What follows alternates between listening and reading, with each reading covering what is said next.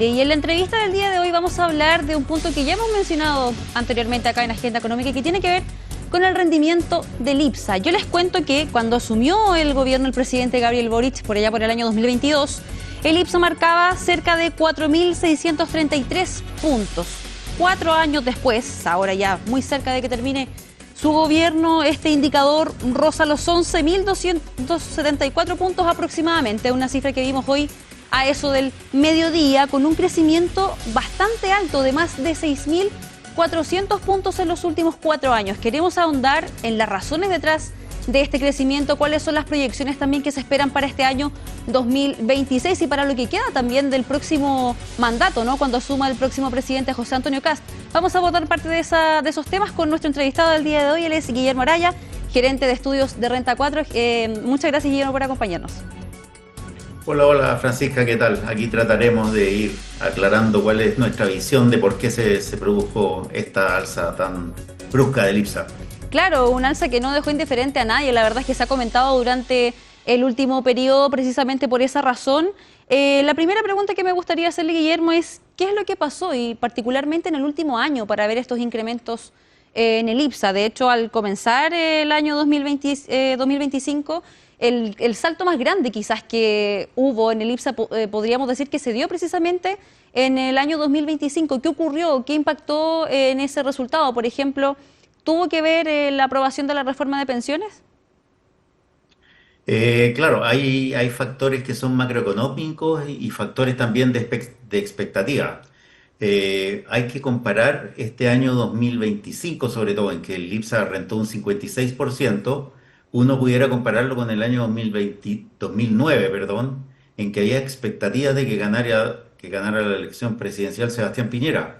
El año 2009 el IPSA también rentó sobre el 50%, un 50,7%. Entonces, son años en que las expectativas son importantes y con una economía que también ha ido de menos a más, ha ayudado entonces a que el IPSA tuviera este desempeño extraordinario. Y también, bueno, el dato más fuerte que hemos tenido en la historia, digamos, fue el año 93, cuando fue el último año de Elwin, y después fue presidente Arturo Frei Ruiz-Tagle, que fue un 68,7%. Ese es el pic de un último año de gobierno. Pero en estos otros se da, digamos, la expectativa de un cambio de gobierno hacia una orientación supuestamente más pro mercado, y eso fue lo que influyó. Pero también nosotros queremos destacar que también aquí hubo gestión, digamos, del gobierno saliente. ¿Por qué? Porque, por ejemplo, en agosto del año 2022, el pic de inflación alcanzó un 14,1%. Ajá. Y, ¿qué pasa?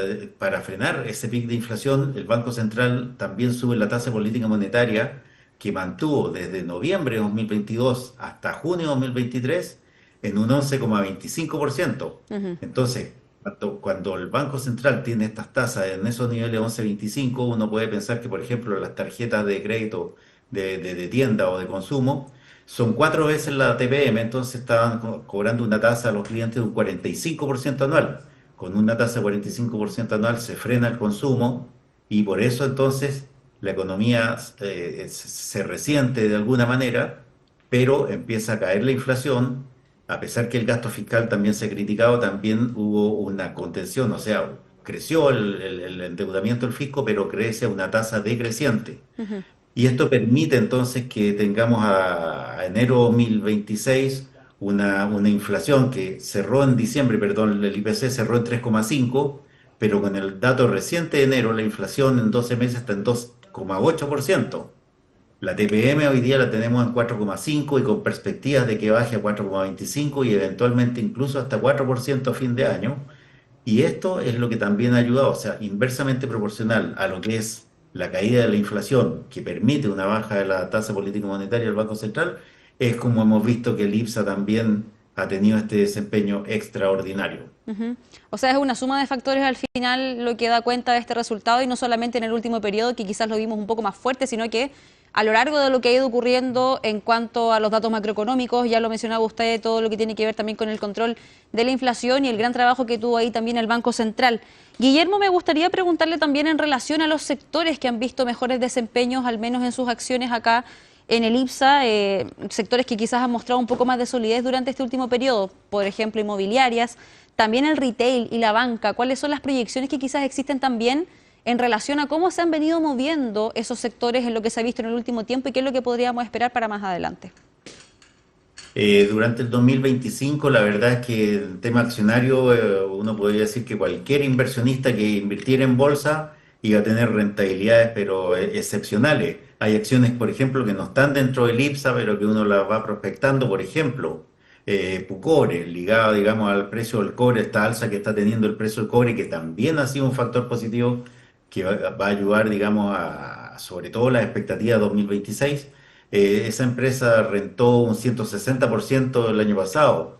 Tenemos también acciones bien particulares, por ejemplo, LATAM Airlines, que el Mm. año 2024 rentó un 100% y el 2025 más de un 70%. Entonces, hay acciones que también se mueven por factores bien particulares que han venido normalizándose. Por otra parte, también el hecho, tal como tú mencionabas al principio, la aprobación de la reforma previsional impidió que el año pasado, en marzo, abril, el retiro del 10% de los fondos de la AFP fuera un tema y además consolidó el sistema previsional. Entonces, en ese sentido, las AFP también fueron una muy buena inversión y la matriz ILC, Inversión en la Construcción, cuyo principal activo es AFP Habitat, también tuvo una rentabilidad excepcionalmente buena. Pero esa es la fotografía 2025, una Ujú. fotografía en que el IPSA rentó un 56% y hubo acciones que rentaron muy por sobre ese rendimiento, pero ya para 2026, a pesar que tenemos condiciones macroeconómicas, tal como lo decíamos anteriormente, el presupuesto de la nación para 2026 se está haciendo con un tipo de cambio, perdón, con un precio del El cobre cobre. estimado en $4,38 la libra Mm. y por cada centavo de dólar son alrededor de 50 millones de dólares adicionales para el fisco. Entonces, si pudiéramos tener un promedio de $1 por sobre el 4,38, esos son 100 centavos adicionales, multiplicado por 50, son 5.000 millones de dólares adicionales que pueden recibir las arcas fiscales este 2026 y sería una muy buena noticia. Y además, yo aquí quería anotar uno de los tips que tenía precisamente para comentar, es que el año 2025 la economía chilena creció un 2,3%, que parece bajo. Sin embargo, si excluimos minería, la economía chilena habría crecido un 2,8%. Claro. Es decir, minería fue un lastre durante el año 2025 y no esperamos que crezca en grado superlativo, pero sí al menos una normalización en la producción. También hubo accidentes en el Teniente y en el cobre también ha habido accidentes en otras minas, digamos, en el mundo, Ujú. y eso también ha empujado al cobre al alza. Y además que el cobre, tal como el oro y la plata, ante la debilidad del dólar, por la incertidumbre que ha generado Donald Trump, se ha convertido también en un refugio, entonces un activo refugio, más allá, ¿por qué? Porque tiene eh, valor de uso y además como activo refugio. Entonces, pero nosotros estamos pensando que este 2026, la palabra clave en cuanto a acciones es ser selectivo. Ya Ujú. no sirve con 2025 comprar cualquier acción que a alguien le comentan, Guillermo, más allá que uno analice mucho. ¿Sí?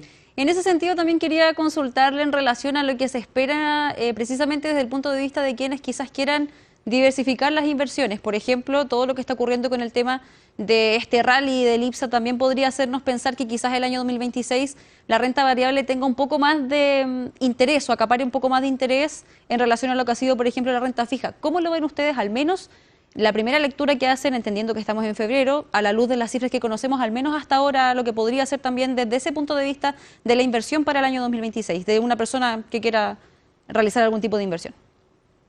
Mira, nosotros somos bastante conservadores y así como el año pasado tuvimos en el IPSA una rentabilidad del 56%, para este año estamos pensando que la renta variable sigue siendo una buena inversión, pero por ahora nosotros estamos con una estimación de alrededor de 15% de rentabilidad del IPSA para este año, es decir, estamos hablando de unos 12.000 puntos para el IPSA.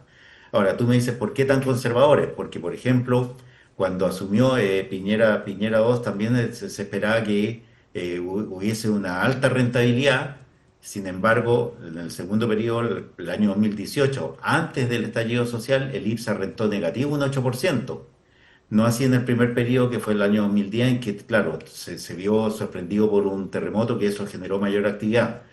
Entonces, es muy posible que el año 2025 también digamos, hayan corrido demasiado las acciones, se hayan anticipado también, y ahora las empresas tienen que ir reportando sus resultados y estos tienen que ir afianzando el rendimiento que estamos viendo. Entonces, es por ello que nosotros somos bastante conservadores y estimamos que la renta variable sigue siendo la mejor inversión, pero con una rentabilidad acotada alrededor de un 15% y estamos pensando en 12.000 puntos. ¿Por qué? Porque además falta una clarificación en los objetivos del nuevo gobierno en el Ujú, sentido que a ir o no va a ir, por ejemplo, por el recorte de los 6.000 millones de claro, dólares. Eso es muy importante porque si uno habla de 6.000 millones de dólares respecto del PIB, son un 1,8% del PIB. Si lo considera, por ejemplo, en 12 meses, está pensando en 1,2% de menor gasto de gobierno. Entonces, y eso pudiera, digamos, afectar el sector consumo, que el sector consumo fue uno de los que más creció el año 2025 y fue el catalizador de crecimiento. Entonces, hay que esperar, digamos, que haya esas ciertas definiciones en ese sentido de decir, ¿sabe qué? Vamos a racionalizar el gasto claro, o vamos a ir por un ajuste fuerte. Si vamos claro. por un ajuste fuerte, entonces nosotros nos quedamos aquí en los 11.750 o 12.000 puntos solamente. Bueno, ahí habrá que ver qué es lo que ocurre desde el próximo 11 de marzo, al menos el panorama por el momento ya nos queda más claro. En el resto del tiempo vamos a seguir ahondando sin ninguna duda. Guillermo Araya, gerente de estudios de Renta 4. Muchas gracias por esta conversación acá en Agenda Económica. Muchas gracias, Francisca. Bueno, con esta conversación damos término a esta edición de día lunes de Agenda Económica APM, pero yo los invito a que se mantengan en la sintonía de CNN Chile porque ya vienen más informaciones. Que estén muy bien.